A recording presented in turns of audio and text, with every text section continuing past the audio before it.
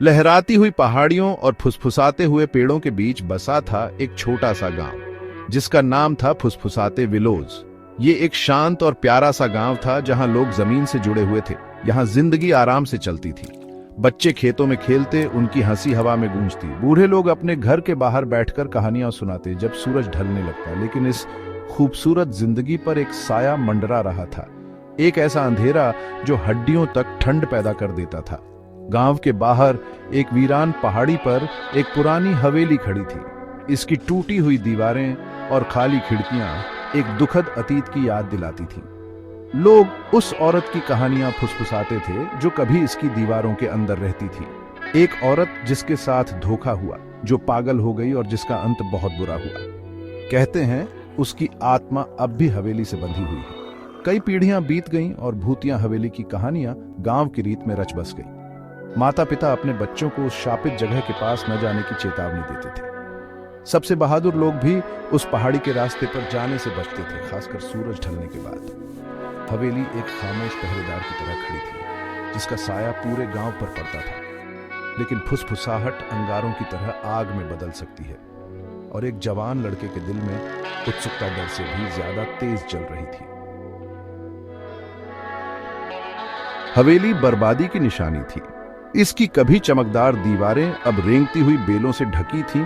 उनकी हरी टहनियां टूटी खिड़कियों से पंजों की तरह बाहर निकल रही थी। छत कुछ जगहों से झुकी हुई थी, मानो एक कंकाल का हाथ आसमान की ओर बढ़ रहा हो।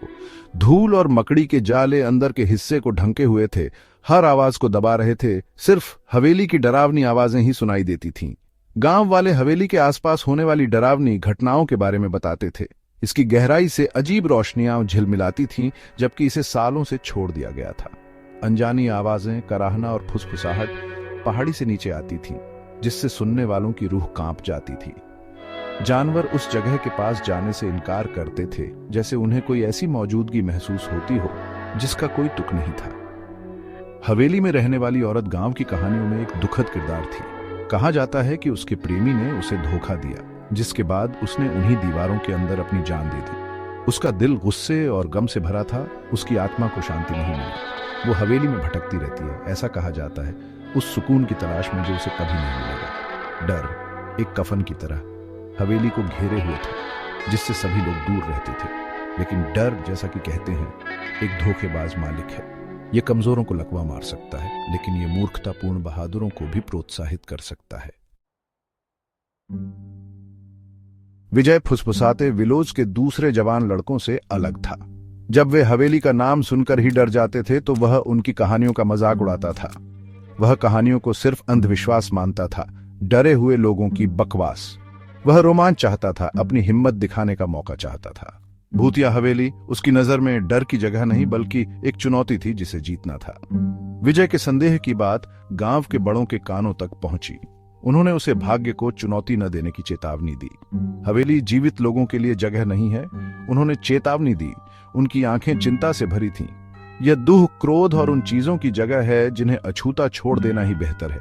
उन्होंने उन लोगों की कहानियां सुनाई जिन्होंने इसके भूतिया हॉल में एक रात बिताने की हिम्मत की थी, लेकिन वे सिर्फ बड़बड़ाते और टूटे हुए लौटे, हमेशा के लिए अपने अनुभव से चिह्नित हो गए। लेकिन विजय अडिग रहा। उसने उनकी चेतावनियों को उसे डराने, उसे उनके डर से बांधे रखने की कोशिशों के रूप में देखा।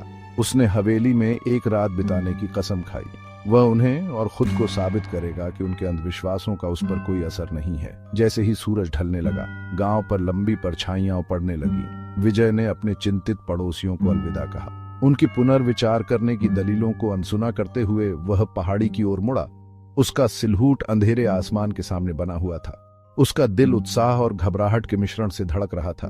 हवेली उसके सामने थी, उसकी खिड़कियां खाली आंखों की तरह उसके आने को देख रही थीं। एक गहरी सांस लेते हुए विजय ने दहलीज पार की और अंदर कदम रखा। उसके पीछे भारी दरवाजा चरमर कर बंद हो गया। उसकी किस्मत पर मुहर लगा दी। हवेली के अंदर की हवा भारी और ठंडी थी। गंदी खिड़कियों से छनकर आती धुंधली चांदनी में धूल के कण नाच रहे थे। सन्नाटा छाया हुआ था। सिर्फ विजय के दिल की धड़कन की आवाज सुनाई दे रही थी। वह सड़ती हुई कमरों से सावधानी से गुजरा। उसके कदमों की आवाज सन्नाटे में गूंज रही थी। हर चरमराती हुई फर्श, टूटी खिड़कियों से आती हवा की हर आहट उसकी रीढ़ की हड्डी में कंपी भेजती थी। उसने खुद को समझाने की कोशिश की कि अजीब आवाजें सिर्फ एक पुरानी इमारत के बसने की आवाजें हैं, लेकिन उसके अंदर एक आदिम भय उसके संकल्प को कुतरने लगा। परछाइयां मुड़ती और तड़पती हुई प्रतीत होती थी, खतरनाक रूप धारण कर रही थी। उसके पेट में एक ठंडा स्थान बस गया जो बाहर की ओर फैलता रहा जब तक कि उसे हड्डी तक ठंड नहीं लग गई। फिर उसने उसे सुना। एक धीमी फुसफुसाहट बमुश्किल सुनाई देने वाली दालान के दूर छोर से आ रही थी। ऐसा लग रहा था कि वह उसे आगे बुला रही है। जिज्ञासा या शायद एक रुग्ण आकर्षण उसके डर पर हावी हो गया। उसने एक कदम उठाया, फिर दूसरा आवाज के स्रोत की ओर खींचा चला गया। फुसफुसाहट तेज हो गई, एक शोकाकुल विलाप में बदल गई। तापमान गिर गया, विजय का खून ठंडा हो गया।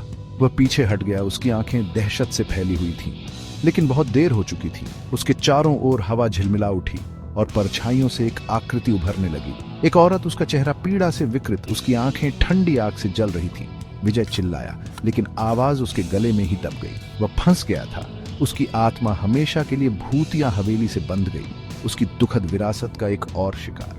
फुसफुसाहट अब एक भयानक चीत के साथ खाली हॉल में गूंज रही थी, हवेली की स्थायी शक्ति का प्रमाण।